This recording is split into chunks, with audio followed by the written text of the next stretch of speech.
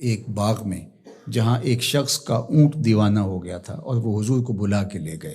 اونٹ دیوانہ ہو جائے تو سخت نقصان دہ ہوتا ہے، تو صحابہ کہتے ہیں کہ حضور جب داخل ہوئے تو ہم ڈرے کہیں حضور کو نقصان نہ پہنچا دے، کیونکہ وہ حضور کو دیکھ کے دوڑتا ہوا آیا، لیکن جو ہی وہ قریب آیا تو منظر عجیب تھا، اس نے اپنی پیشانی حضور کے قدموں میں رکھ دی اور سجدہ ریز ہو گیا۔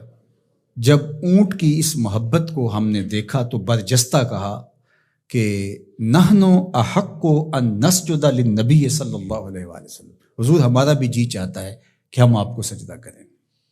تو جب آقا کریم علیہ الصلوۃ والسلام نے صحابہ کے اس مطالبے کو سنا تو فرمایا کہ اگر اللہ کے علاوہ کسی اور کے لیے سجدہ روا ہوتا تو میں بیوی کو حکم دیتا کہ وہ شوہر کو سجدہ کرے۔ تو اللہ کے علاوہ شریعت میں سجدہ کسی کو روا نہیں۔ سجدہ تعبدی جو عبادت کی نیت سے کیا جاتا ہے وہ تو کسی کو بھی جائز نہیں ہوا، کبھی بھی نہیں ہوا، کسی شریعت میں بھی نہیں ہوا، چونکہ شرک کی کبھی بھی اجازت نہیں ہوئی۔ لیکن جو سجدہ تعظیمی ہے وہ پچھلی شریعتوں میں جائز تھا، لیکن اس امت کے اندر اس کے بھی روک دیا گیا تاکہ اس کا راستہ ہی بند کر دیا جائے۔ ایاک نعبد و ایاک نستعین، ہم تیری ہی عبادت کرتے ہیں اور تجھی سے استعانت طلب کرتے ہیں، تجھی سے مدد مانگتے ہیں۔ عبادت کسے کہتے ہیں؟ اقصی غایت التذلل والخضوع، انتہائی درجے کی عاجزی اور انکساری عبادت ہے، اور عبادت کا جو نقطہ کمال ہے وہ سجدہ ہے۔ سجدے سے بڑھ کر عبادت کا کوئی روپ نہیں ہو سکتا، اور بندے کو سب سے زیادہ قربت رب کی سجدے میں ہی نصیب ہوتی ہے۔ تو ہماری عبادتیں اللہ کے لیے ہیں، اس لیے بندہ اس کے حضور کھڑے ہو کر کے عرض گزار ہوتا ہے کہ مالک میرا سر تیرے حضور جھکے گا۔ تو یہ جو تقدم ہے کا وہ اس لیے ہے تاکہ یہ حسر پیدا کر دیا جائے کہ ہماری پیشانی اللہ کے علاوہ کسی کے آگے نہیں جھکتی۔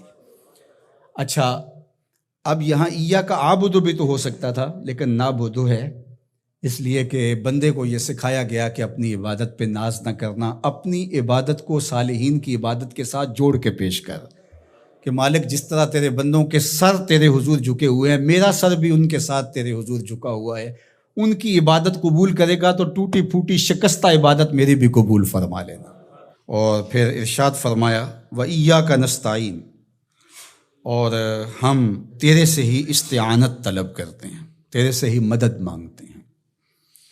استعانت اون سے ہے، اور استعانت کا معنی پھر یہ طلب ماخذ ہے نا اس کا، خاصہ باب استفعال کا، تو پھر اس کا مطلب یہ ہوا طلب الاون، مدد کا طلب کرنا۔ تو ہم اللہ جل شانہ کی عبادت بھی کرتے ہیں، اور پھر دوسرا درجہ جو ہے مدد طلب کرنا، نصرت اور تائید طلب کرنا، وہ بھی ہم اللہ سے طلب کرتے ہیں۔ تو اس لیے عبادت بھی اسی کے لیے ہے، کسی اور کے لیے عبادت تو ہو ہی نہیں سکتی، اور مدد اور نصرت بھی اسی سے ہی طلب کی جائے گی۔ جس طرح ایاک کا معنی میں حسر پیدا کرنے کے لیے اس کو مقدم کیا گیا ہے، ایاک نعبد و ایاک نستعین، تو یہاں بھی ایاک کو اسی طرح مقدم کر کے وہی زور یہاں کلام میں پیدا کیا گیا ہے، تاکہ جو ہے وہ سمجھنے والے اس کو سمجھنے میں کوئی ٹھوکر نہ کھائیں، اور اللہ ہی سے مدد طلب کرنی چاہیے۔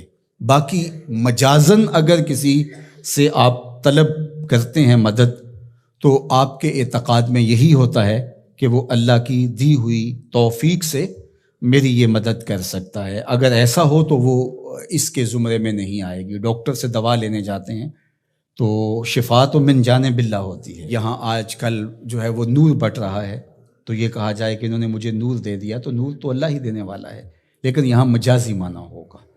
تو اسی طرح صالحین سے، نیکوکاروں سے روحانی معاملات کے اندر جو استعانت طلب کی جاتی ہے تو وہ اسی معنی میں ہے۔ حقیقی معنی کے اندر جو ہے وہ استعانت اللہ تعالیٰ جل شانہ کی ہے۔ باقی رہی بات عبادت کی، تو عبادت تو کسی کی مجازن بھی نہیں ہو سکتی اور حقیقتاً بھی نہیں ہو سکتی سوائے اللہ کے۔